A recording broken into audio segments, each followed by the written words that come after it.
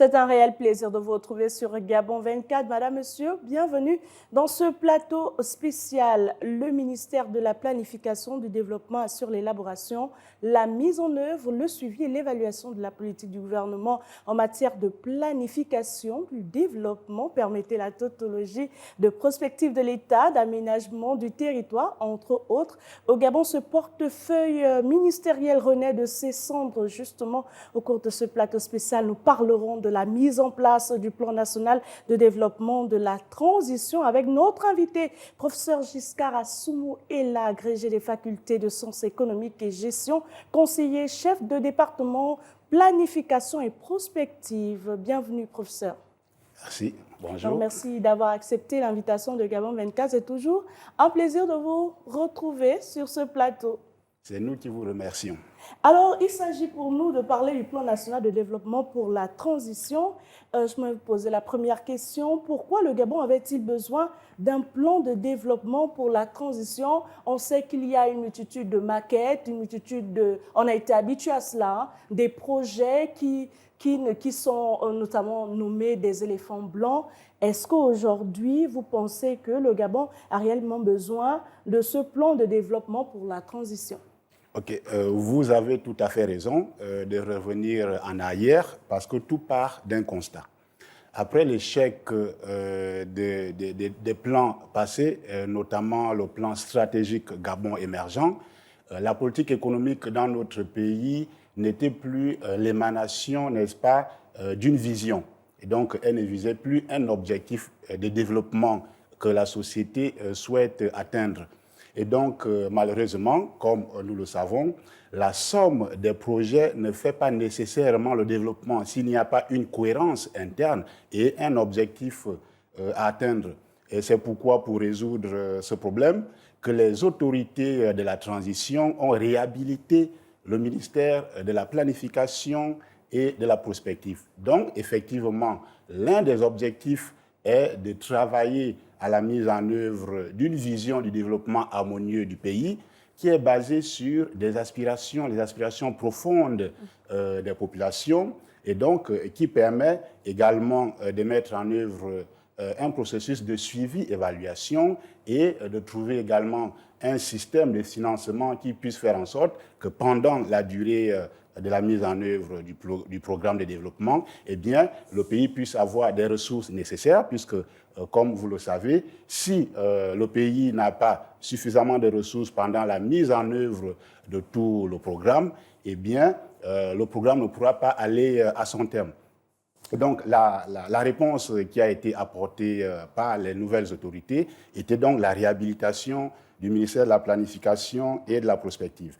Et l'atelier qui a été lancé les 27 et 28 mars dernier, c'est-à-dire le PNDT... Et vous me tendez la perche, professeur. Est-ce que vous pouvez nous résumer ce qui a été dit durant cet atelier? Effectivement, donc l'atelier qui a été lancé par le Premier ministre chef du gouvernement, M. Raymond Sima, et qui était accompagné du vice-premier ministre, ministre de la Planification et de la Prospective, le professeur Alexandre Barrault-Chambrier. Cet atelier du PNDT est justement ce qu'on appelle l'étape de court terme, parce que la vision du développement, c'est un processus de moyen et long terme. Et pour arriver vers cet objectif, eh bien, il faut les préalables. Et le PNDT constitue les préalables pour avancer vers le développement. Et il a effectivement, il intègre tous les projets prioritaires. Notamment parce que lorsque vous dites des projets prioritaires, on ne cerne pas bien quels sont les projets prioritaires, puisqu'on parle d'un plan national de développement de la transition. Peut-être nous dire que les projets prioritaires, c'est la route, les projets prioritaires, c'est l'eau, l'électricité. Dites-nous en somme, quels sont les projets prioritaires intégrés dans ce plan? Effectivement, madame. En fait, tout part de ce qu'on appelle en économie la fonction de production. C'est-à-dire tous les éléments qu'il faut combiner pour produire les biens et services dans une entreprise et dans un pays donné. Et tout part également de ce qu'on appelle la vision de développement.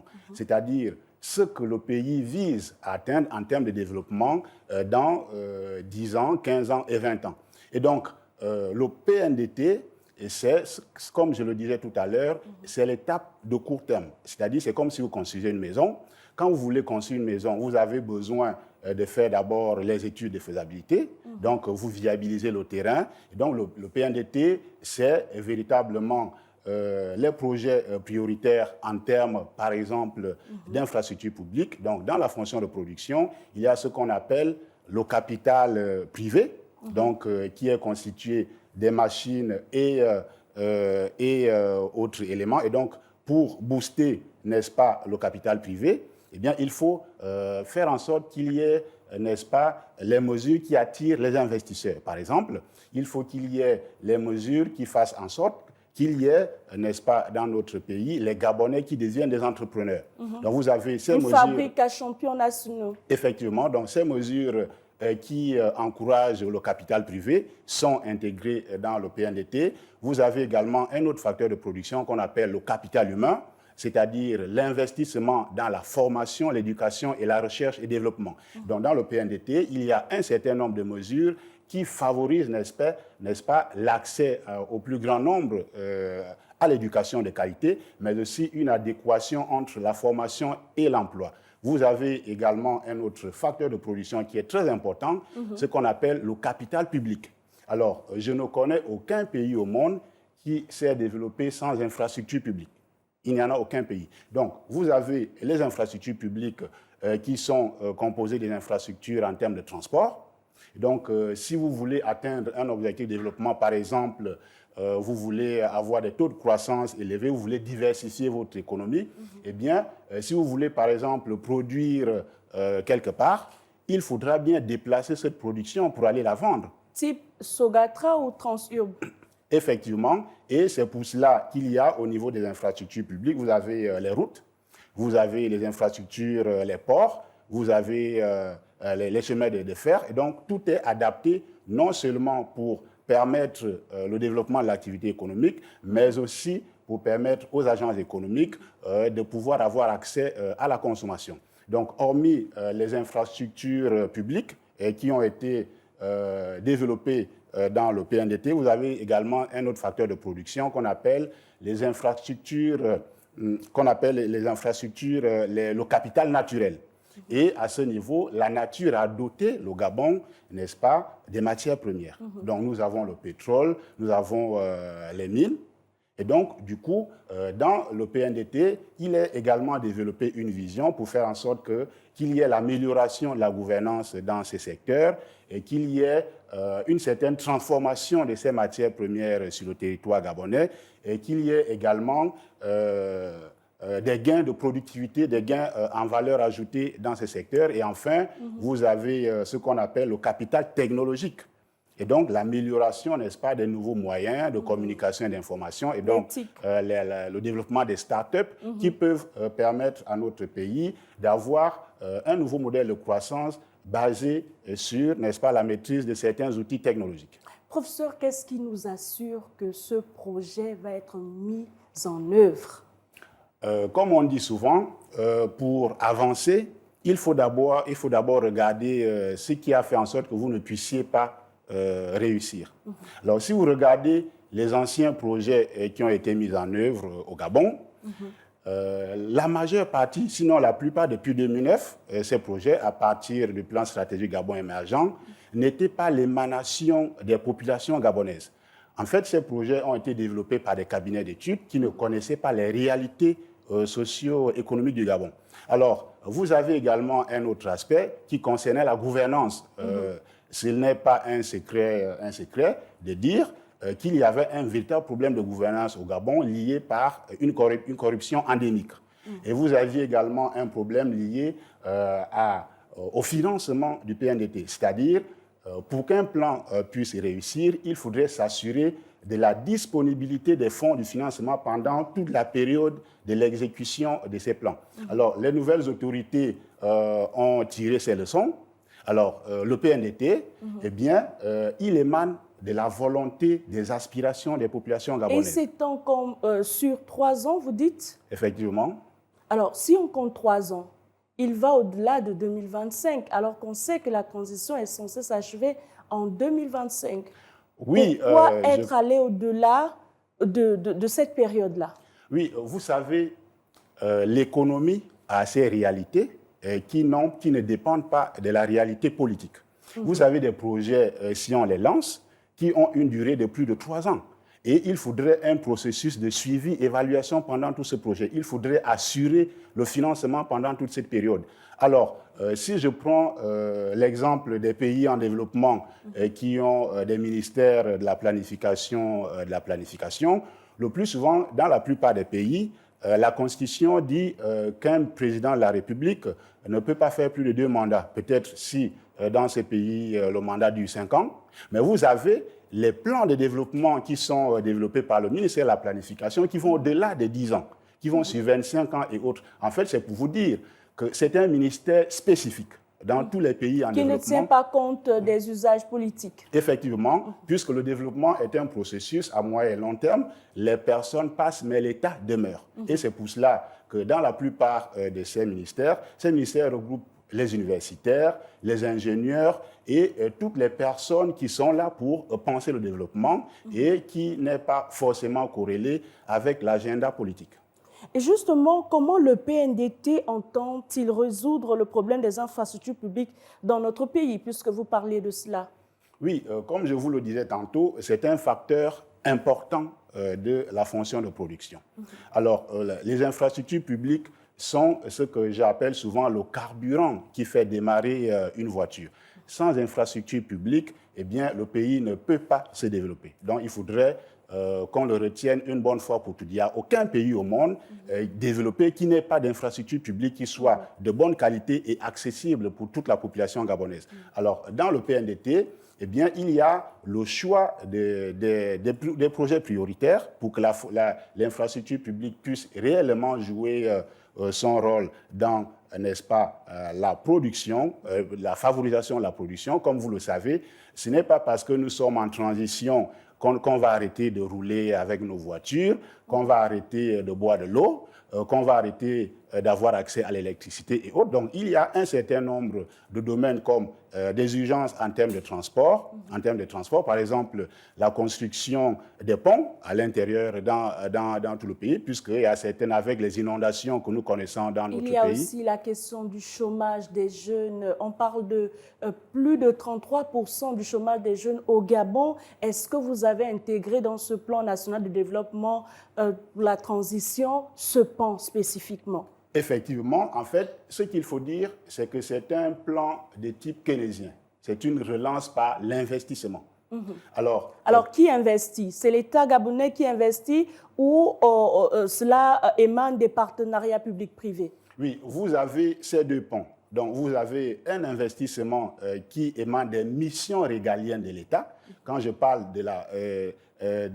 du capital public, c'est à l'État de produire, de financer l'investissement public, c'est-à-dire les routes, les universités de pointe, les hôpitaux, la politique énergétique, puisque si nous n'arrivons pas à mener une vraie politique énergétique qui puisse faire en sorte que et les ménages et les entreprises aient accès à l'énergie et à bas prix, eh bien, on ne peut pas s'industrialiser. Donc, vous avez ce côté de l'État.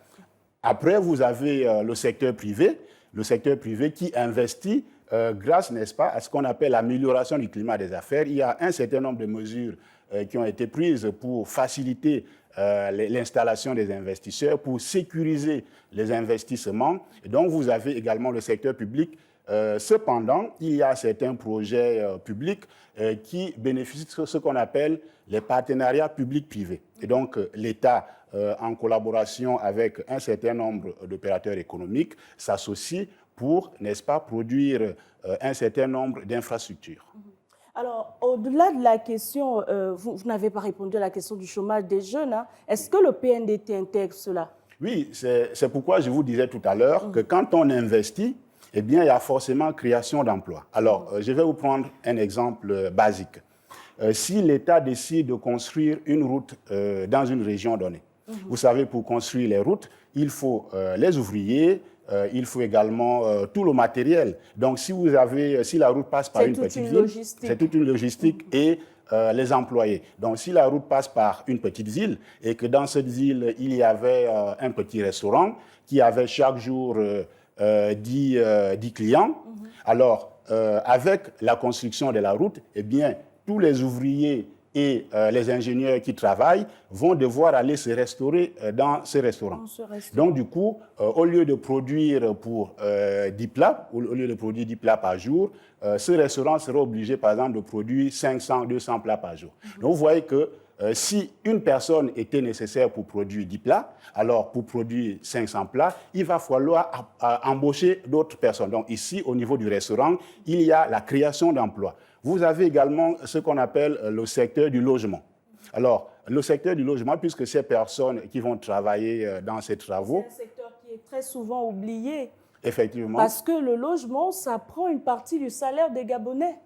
Oui, et c'est pour cela et aussi que dans le PNDT, il y a des mesures visant à améliorer l'accessibilité au logement des Gabonais par rapport à la viabilité d'un certain nombre de terrains, puisque c'est le secteur social. Vous savez, dans l'économie, il y a ce qu'on appelle la redistribution, c'est-à-dire les facteurs de production produisent la richesse et ça se redistribue entre Parce que les Gabonais ne sentent pas aujourd'hui la redistribution des richesses issues du pétrole, issues du bois, issues du manganèse. Les Gabonais ne ressentent pas ça. Alors comment le plan intègre tous ces pans-là? Oui, c'est ce que je vous disais tantôt, c'est-à-dire au-delà de ce qu'on appelle la distribution des richesses au sein des facteurs de production, il y a ce qu'on appelle la redistribution qui émane, n'est-ce pas, de l'État. Je vous disais tout à l'heure qu'il y a ce qu'on appelle le capital public, il y a aussi ce qu'on appelle le capital naturel. Et donc, puisque l'État construit les routes, les universités, les hôpitaux, eh bien, les usagers qui utilisent ces infrastructures pour créer des entreprises, pour faire du business, ont le devoir de payer les impôts et les taxes à l'État, puisqu'ils utilisent, n'est-ce pas, puisque l'État a besoin des ressources pour investir. Vous avez également le capital naturel, puisque les ressources naturelles, naturellement, appartiennent à l'État. Et donc, vous avez la rente issue des ressources naturelles. Donc, l'État a le devoir, n'est-ce pas, de redistribuer, puisque comme dans toute économie capitaliste, il y a ce qu'on appelle les laissés pour compte qui ne profitent pas de l'économie. Donc, l'État a le devoir de faire en sorte qu'il n'y ait pas de laissés pour compte issus de la production. Alors, l'État utilise ses revenus pour faire ce qu'on appelle la redistribution. Et dans le PNDT, eh bien, un accent particulier est mis sur le volet social. Naturellement, par exemple, vous avez la régularisation des situations des retraites, par exemple. Vous avez au niveau éducatif la réactivation des bourses au lycée. Vous avez également au niveau de l'habitat un certain nombre de projets qui ont été initiés dans le PNDT. Il y a aussi la question environnementale qui n'est pas en reste. Hein. Il y a aussi la gouvernance. Le PNDT aborde à peu près tous les sujets. Comment on intègre toutes ces choses-là en 3 ans? Oui, comme je vous le disais tantôt, le PNDT pose les bases, puisque actuellement, il y a une réflexion qui est menée au niveau du ministère de la Planification et de la Prospective pour, n'est-ce pas, penser le développement du Gabon à moyen et long terme.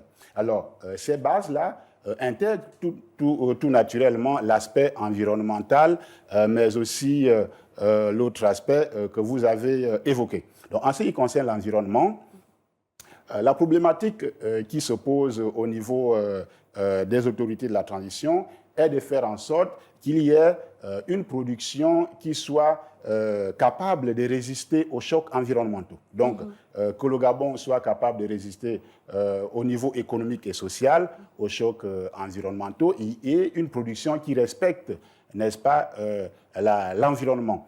Moi, je peux bien parler de cette question au Gabon parce qu'il y a de cela quelques années ou quelques mois, j'ai participé en tant que consultant avec les Nations Unies à la confection des statistiques, donc à l'écriture des rapports sur les ODD, donc les objectifs de développement humain au Gabon. Donc, je sais que le Gabon est un champion dans la protection de l'environnement, dans la protection de la biodiversité et autres. Mais la question qui se pose est de savoir comment réconcilier la protection de l'environnement et le bien-être des populations. Parce que s'il faut protéger la faune et la flore au détriment des êtres humains, des Gabonais qui ont le droit de manger, de vivre de leur plantation.